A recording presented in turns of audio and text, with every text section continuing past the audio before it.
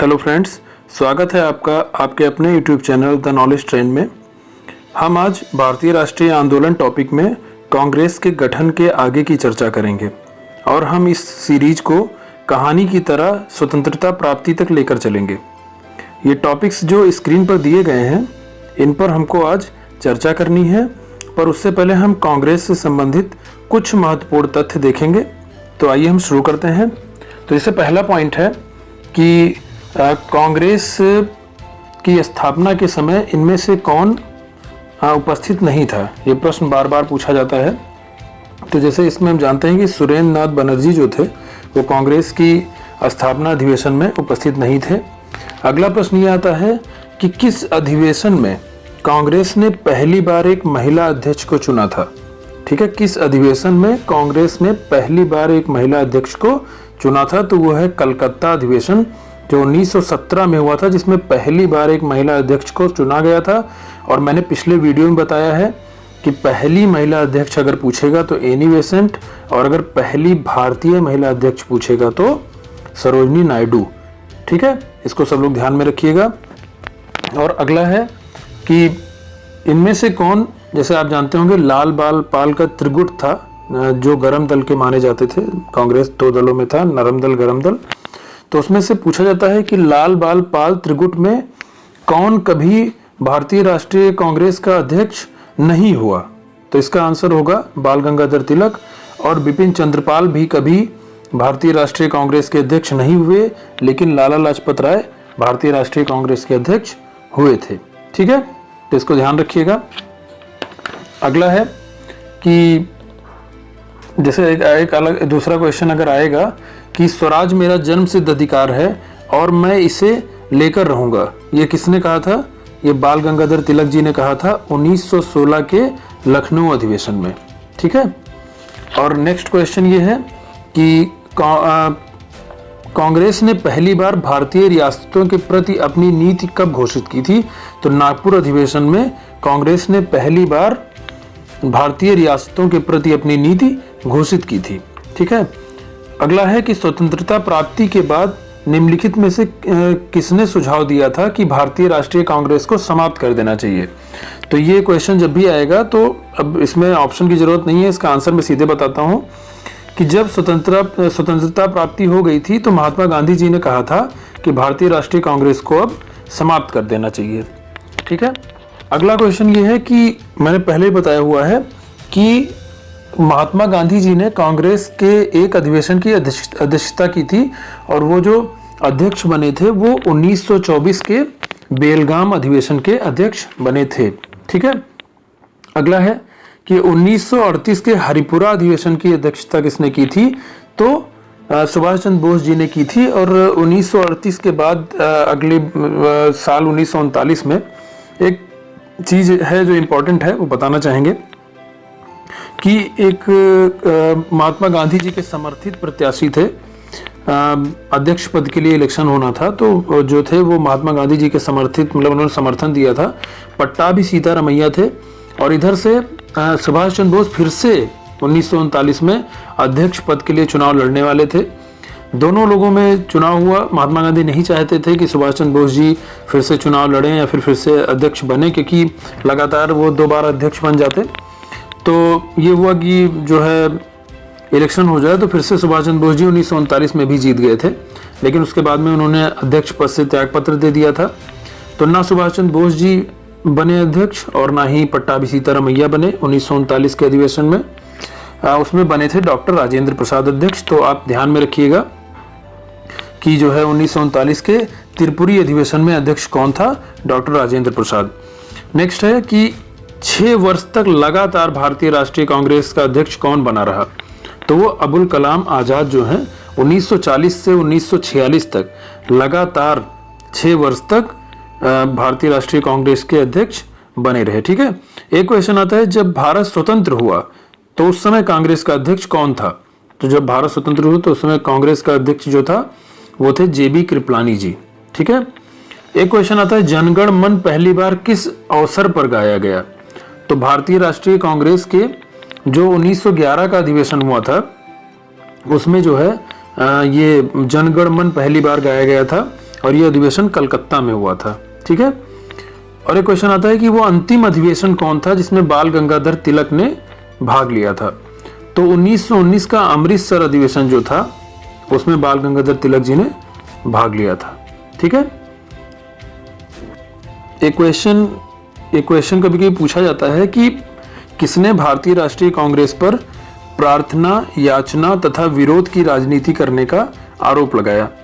प्रश्न इस प्रकार से भी आता है कि किसने भारतीय राष्ट्रीय कांग्रेस के विरुद्ध अनुनय, विनय और विरोध की राजनीति का दोष लगाया था।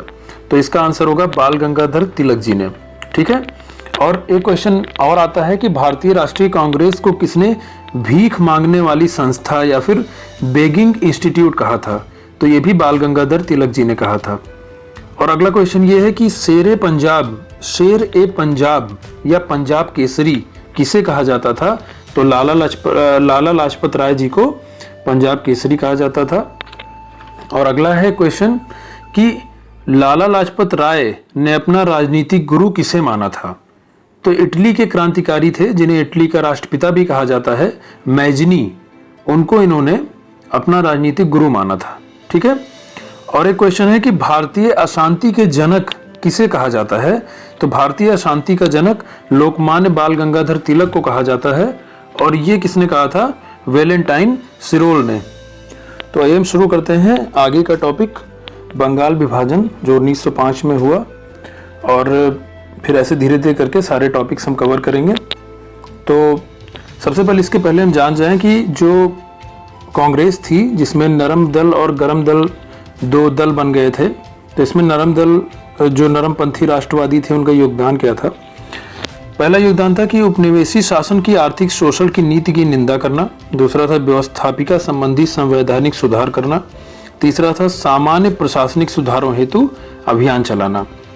तो हम कह सकते हैं कि 1905 तक भारत के राष्ट्रीय आंदोलन पर नरमपंथी राष्ट्रवादियों का वर्चस्व था।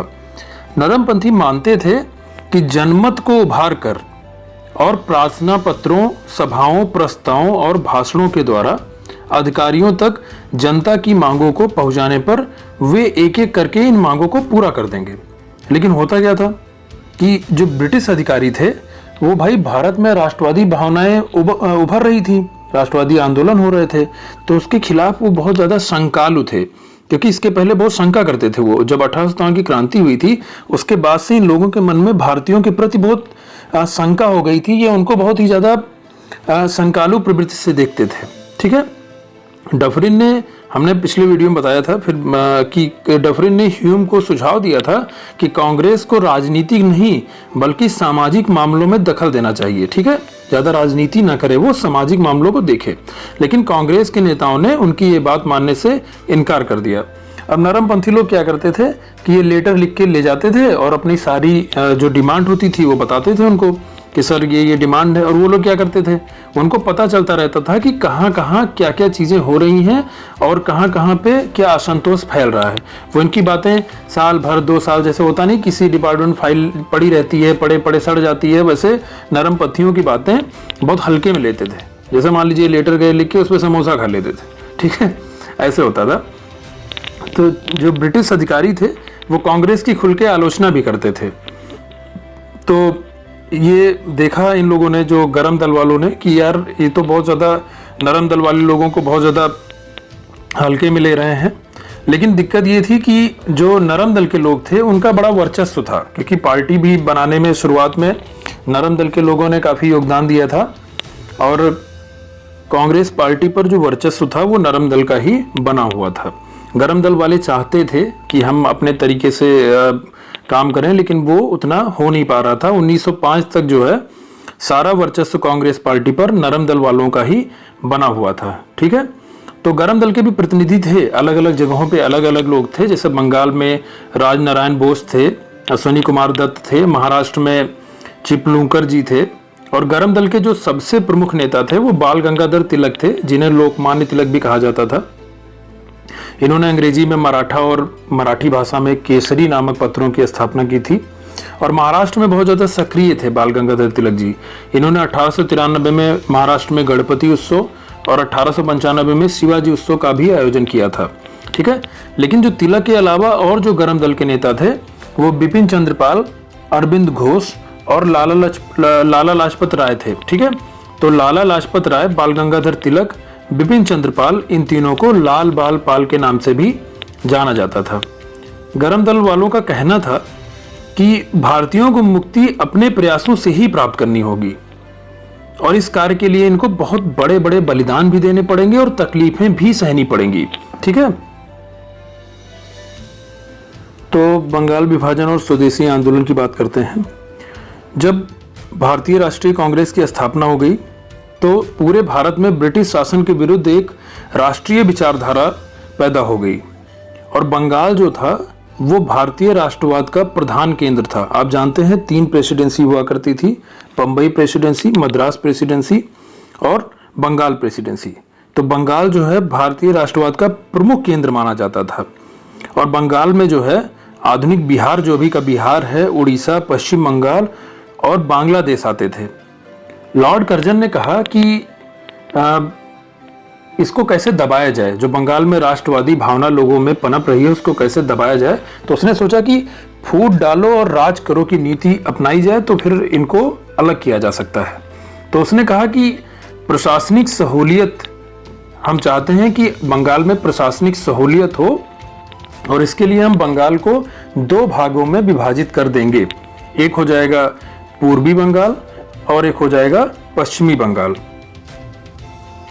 जनता विरोध करती रही लेकिन अंग्रेजों ने बंगाल का विभाजन कर दिया। ठीक है, तो 7 अक्टूबर 1905 में कलकत्ता टाउन हॉल में जो मीटिंग हुई उसमें यह हुआ कि स्वदेशी आंदोलन की औपचारिक घोषणा कर दी गई और मैनचेस्टर से जो कपड़े आए थे और जो लिवरपूल से नमक आता था उनके बहिष्कार का निर्णय लिया गया। विभाजन के लागू होने के बाद बंगाल के लोगों ने वंदे मातरम गीत गाकर व्यापक विरोध प्रदर्शित किया और लोगों ने जगह जगह एकत्र होकर वंदे मातरम गीत गाया और एक दूसरे को राखी बांधकर एकजुटता दिखाई। ठीक है, और इसी अवसर पर रविन्द्रनाथ टैगोर द्वारा आमार सोनार बांग्ला की रचना भी की गई। यह आंदोलन बंगाल तक ही सीमित था लेकिन भारत के कुछ अलग अलग हिस्सों में भी इसका प्रसार देखा गया। जैसे बाल गंगाधर तिलक के नेतृत्व में पुणे, जो पूना था पहले, और बॉम्बे में लाला लाजपत राय और अजीत सिंह के नेतृत्व में पंजाब में।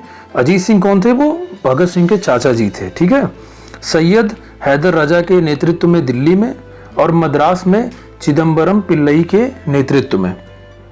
अब देखिए इसमें क्या हुआ कि जो ये नरम दल के लोग थे वो चाहते थे कि जो ये आंदोलन बंगाल में हुआ है ये ज़्यादा पूरे भारत में ना फैले, नहीं तो जगह जगह आगजनी होगी, बहुत ज़्यादा अफरा तफरी मच जाएगी, बहुत ज़्यादा दिक्कतें होंगी। लेकिन जो गरम दल के लोग थे जैसे तिलक, लाला लाजपत राय, बिपिन चंद्र पाल, ये लोग चाहते थे कि ये आंदोलन जो है ये पूरे भारत में फैले, जिससे लोगों को पता लगे कि ये धीरे धीरे हमें पूरे देश को ही बांट देंगे। अभी इन्होंने बंगाल को ही बांटा है, ये पूरे देश को ही बांट देंगे।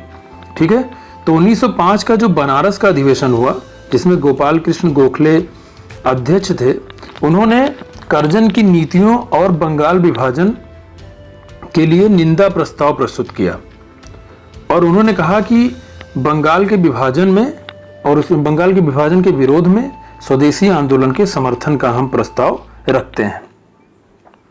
दादा भाई नौरोजी ने जो 1906 का कलकत्ता अधिवेशन हुआ उसमें जो है उन्होंने पहली बार, उसके अध्यक्ष थे दादा भाई नौरोजी, पहली बार उन्होंने स्वराज या स्वशासन शब्द का प्रयोग किया। तो जैसा हम जानते हैं कि 1905 के अधिवेशन में जिसमें गोखले जी ने अध्यक्षता की थी, नरम दल वाले चाहते थे कि जो बंगाल विभाजन की खबर है ये पूरे देश में ना फैले, लेकिन गरम दल वाले चाहते थे कि जो स्वदेशी आंदोलन है बंगाल विभाजन के बाद में जो शुरू हुआ था इसको पूरे भारत में चलाया जाए, ऐसा वो प्रस्ताव पास करवाना चाहते थे गरम दल के लोग। और सरकार के साथ सभी संबंधों का बहिष्कार किया जाए, लेकिन नरम दल के नेता चाहते थे कि ऐसा कुछ ना हो। ठीक है, तो जो 1905 में मतभेद हो गए थे नरम दल और गरम दल वालों के बीच में, 1906 के कलकत्ता अधिवेशन में पूरी तरह निकलकर सामने आ गए। 1906 तक कलकत्ता अधिवेशन तक जो गरम दल था उसका दबदबा कांग्रेस में बढ़ गया था और वो चाहते थे कि इस अधिवेशन की अध्यक्षता या तो तिलक करें या लाला लाजपत राय करें, ठीक है, इनमें से कोई एक करे। लेकिन नरमपंथी चाहते थे कि दादा भाई नौरोजी को अध्यक्ष बनाया जाए। दादा भाई नौरोजी का सभी सम्मान करते थे और इनको हमने बताया था कि grand old man of India भी कहा जाता है।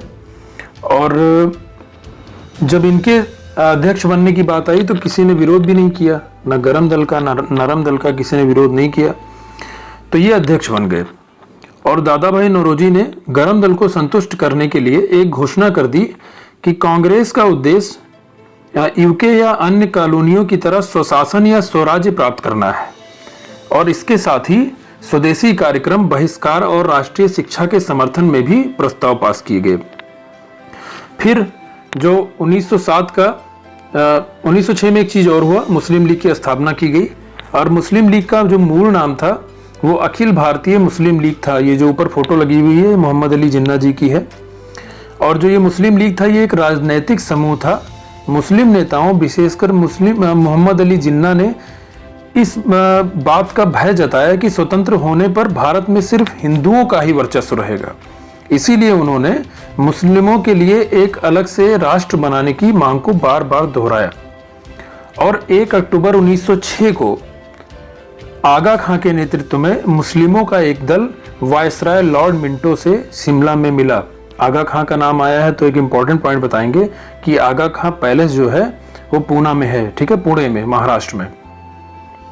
और जो शिष्टमंडल कहा जाता है कि जो शिष्टमंडल मुस्लिमों का दल जो गया था लॉर्ड मिंटो से मिलने, उसको अंग्रेजी उच्च अधिकारियों ने ही भेजा था, क्योंकि वो चाहते थे कि जो ये मुस्लिम और हिंदू हैं अगर ये अलग अलग हो जाएंगे तो कहीं ना कहीं इनके ऊपर शासन करना आसान हो जाएगा।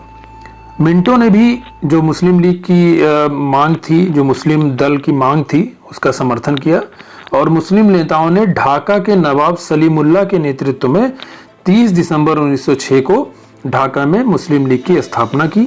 सलीमुल्लाह खां मुस्लिम लीग के संस्थापक व अध्यक्ष थे, जबकि प्रथम अधिवेशन की अध्यक्षता मुश्ताक हुसैन ने की थी। और इस संस्था का जो प्रमुख उद्देश्य था वो भारतीय मुस्लिमों में ब्रिटिश शासन के प्रति भक्ति उत्पन्न करना व भारतीय मुस्लिमों के राजनीतिक व अन्य अधिकारों की रक्षा करना था। फिर जो मुस्लिम लीग के अधिवेशन हुए, 3 अधिवेशन हुए थे। पहला हुआ था लखनऊ में 1906 में, दूसरा हुआ था कराची में 1907 में, तीसरा हुआ था अमृतसर में 1908 में। और मुस्लिम लीग जो थी उसने अपने अमृतसर के अधिवेशन में मुस्लिमों के पृथक निर्वाचन मंडल की मांग की। और आप जानते हैं कि 1908 में इन्होंने अमृतसर अधिवेशन में ये मांग की और 1909 में मार्ले मिंटो सुधार में इनको ये प्रदान कर दिया गया, ठीक है। जो ये चाहते थे कि पृथक निर्वाचन मंडल बने, उसको इनको मार्ले मिंटो सुधार में 1909 में दे दिया गया। तो 1907 में सूरत का अधिवेशन हुआ जिसमें कांग्रेस का विभाजन हो गया। अब फिर वही पॉइंट आता है कि गरम दल के नेता चाहते थे कि बाल गंगाधर तिलक या लाला लाजपत राय की अध्यक्षता में जो 1907 का अधिवेशन होने वाला था वो हो, लेकिन जो वो थे, क्या कहते हैं, हमने बताया पिछले वीडियो में कि A.O. ह्यूम ने एक नियम बना दिया था कि जो भी अधिवेशन होगा, अगर उस अधिवेशन का अध्यक्ष वही बनेगा जो उस प्रांत में ना आता हो, ठीक है। जिस प्रांत में अधिवेशन होगा उस प्रांत का नेता जो है वो अध्यक्षता नहीं कर सकता है। ये नियम पहले से बना हुआ था कांग्रेस में, ठीक है। नरमपंथी जो थे वो अधिवेशन सूरत में रखना चाहते थे और सूरत जो है वो तिलक के गृह प्रांत बंबई में आता था। पहले भाई बंबई तोड़ के बना है ना मुंबई और ये गुजरात, तो पहले तो एक ही में था ना बंबई। तो तिलक के जो है गृह प्रांत बंबई में आता था। तो बंबई में जो सूरत है, सूरत में तो बाल गंगाधर तिलक अध्यक्षता कर नहीं सकते थे। और जो नरमपंथी थे वो चाहते थे कि रास बिहारी घोष जो हैं वो अध्यक्ष बने और वो जो है ये नरमपंथी लोग स्वदेशी बहिष्कार और जो बाकी प्रस्ताव थे उसके विरोध में थे। अब सूरत अधिवेशन में दोनों दल अपनी अपनी बात पे अड़े हुए थे कि वो कहते थे कि नहीं, इनको बाल गंगाधर तिलक को जो है अध्यक्ष बनाया जाए और वो कहते थे नहीं, इनको रास बिहारी घोष को अध्यक्ष बनाया जाए। जब दोनों अपनी अपनी बात पे अड़े रहे और कोई समझौता नहीं हो पाया तो उसके पश्चात क्या हुआ कि 1907 में कांग्रेस का विभाजन हो गया। अब आप ये जानते हैं कि जब एक घर में सभी लोग साथ में रहते हैं तो मजबूत रहते हैं, लेकिन जब घर के लोग अलग अलग हो जाते हैं तो वो क्या होते हैं, कमजोर पड़ जाते हैं। तो जब कांग्रेस का विभाजन हुआ, नरम दल और गरम दल अलग अलग हो गए, तो यही तो अंग्रेज चाहते थे। अंग्रेजों को नरम दल वालों से उतनी प्रॉब्लम नहीं थी, क्योंकि नरम दल वाले क्या करते थे, एप्लीकेशन लेके जाते थे, नॉर्मली बैठ के धरना प्रदर्शन और ये सब चीजें करके अपनी मांगे रखते थे। लेकिन गरम दल वालों से अंग्रेजों को एक भय था कि ये कब क्या कर जाएं, कुछ पता नहीं है।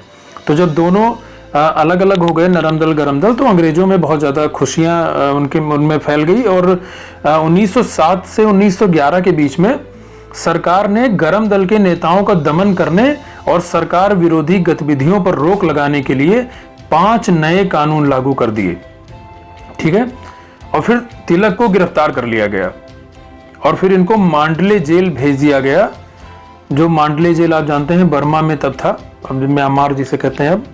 और फिर जो है उसके बाद की 1909 में, अब जैसे तिलक को जो मैंने बताया कि मांडले जेल भेज दिया गया, तो आगे की चीज 1909 में पार्लियामेंटो सुधार हम लोग देख रहे हैं। इसके बाद में हम 1911 देखेंगे, फिर जो है होम रूल लीग देखेंगे, फिर 1919 देखेंगे। ऐसे करके कहानी की तरह हम लोग धीरे धीरे आगे बढ़ते रहेंगे। आशा करते हैं कि आप लोगों को सारी चीजें समझ में आ रही होंगी। ठीक है, तो पार्लियामेंटो सुधार 1909 में आया और 1909 में जब पार्लियामेंटो सुधार था, हमने आपको बताया कि अमृतसर अधिवेशन में ही जो मुस्लिम लीग का अमृतसर का अधिवेशन था 1908 का, उन्होंने उसी में पृथक निर्वाचन मंडल की मांग कर ली थी। और पार्लियामेंटो सुधार 1909 में उनको पृथक निर्वाचन मंडल की जो उनकी मांग थी, सांप्रदायिक निर्वाचन भी इसको कहते हैं, उसको स्वीकार कर लिया गया। ठीक है, और इसमें एक चीज और हुआ था पार्लियामेंटो सुधार में कि वायसराय की एग्जीक्यूटिव काउंसिल में एक भारतीय की नियुक्ति का प्रावधान किया गया और सत्येंद्र सिन्हा जो है वायसराय की एग्जीक्यूटिव काउंसिल में शामिल होने वाले पहले भारतीय थे। ठीक है, तो पार्लियामेंटो सुधार में सांप्रदायिक निर्वाचन पद्धति जो चाहते थे मुस्लिम लीग के सदस्य, वो मान ली गई। और पृथक निर्वाचन मंडल का मतलब ही यही था कि मुस्लिम प्रत्याशी के लिए केवल मुस्लिम ही वोट कर सकते हैं। इसका सबसे बड़ा दोष मुस्लिमों के लिए पृथक निर्वाचन मंडल की स्थापना करना था। गांधी जी ने कहा भी था कि पार्लियामेंटो सुधार, जैसे नाम इसका सुधार है ना, तो उन्होंने कहा था कि पार्लियामेंटो सुधार जो है ये सुधार नहीं है, इसने हमारा सर्वनाश कर दिया है। और आखिरकार आप जानते हैं कि 1947 में जब देश का विभाजन हुआ तो इसी तरीके से हुआ, भारत पाकिस्तान में हुआ और यही से शुरुआत हुई थी। अगर कोई कहे कि भारत देश के विभाजन की शुरुआत कहां से हुई, तो हम कहेंगे पार्लियामेंटो सुधार से ही भारत देश के विभाजन की शुरुआत होती है। ठीक है, तो हमने आज यहाँ तक पढ़ लिया है और इसके आगे के जो प्रश्न हैं जब हम अगला वीडियो लेकर आएंगे, तो अभी हमने जितने टॉपिक कवर किए हैं कांग्रेस से लेकर पार्लियामेंटो सुधार तक, इसके कुछ और जो इम्पोर्टेंट प्रश्न रह गए होंगे पहले उनकी चर्चा करेंगे, फिर आगे के टॉपिक्स पे बात करेंगे। ठीक है, आप सब लोग जिसको वीडियो अच्छा लगे वो इसको लाइक, सब्सक्राइब और शेयर जरूर करें। धन्यवाद।